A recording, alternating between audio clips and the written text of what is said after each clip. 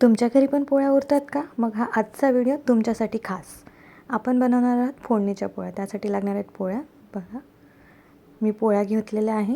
ह्या मिक्सरमधनं बारीक करून घेतल्या आहे मी. छान बघू शकता, छान अशा बारीक करून घेतलेल्या आहे. तुम्ही हाताने पण बारीक करू शकता. मी मिक्सरमधनं बारीक करून घेतलेलं आहे. त्यासाठी आपण कढईमध्ये तेल गरम करून घेतलेलं आहे. मोहरी टाकणार आहे. बघा, तडतडली आहे छान मोहरी. मोहरी टाकल्यानंतर आपण जिरे सोडणार आहोत, कढीपत्ता, त्यानंतर कांदा टाकून घेऊया.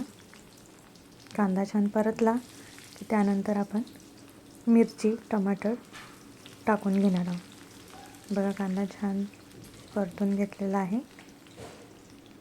मिरची टाकून घेऊया.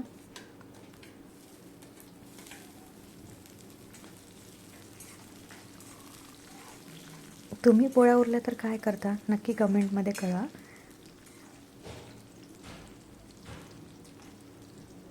छान असा कांदा आणि मिरची परतून घेतलेली आहे. आता आपण त्यामध्ये टमाटर टाकून घेऊया. टमाटर टाकल्यानंतर त्यालासुद्धा परतून घेऊया.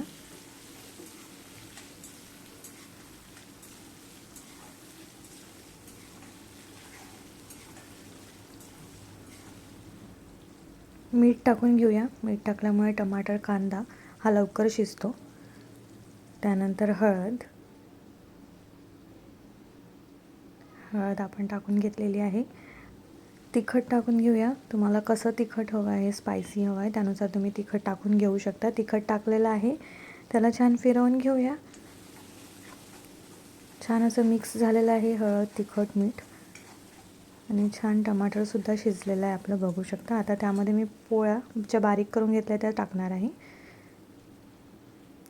मस्त अशी चव लागते यांची. सगळेजण मागून मागून खातील अशा या पोळ्या तुम्ही करू शकता. पोळ्या उरलेल्या आहेत आणि काय करावं वाटत असेल तर ह्याही रेसिपी तुमच्यासाठी. छान परतून घेते. छान असं मिक्स झालेलं आहे, बघू शकता. अशी एकदम मस्त टेस्ट येणार आहे याची. थोडी वाफ काढून घेऊया.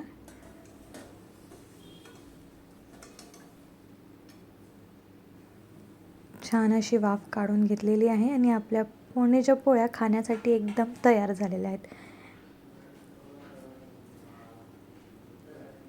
मस्त अशा दिसतात, बघू शकता. सर्व करून घेऊया. बघू शकता, मस्त अशा पोळ्या फोडणीच्या तयार झालेल्या आहेत. मस्त खा आणि स्वस्त राहा.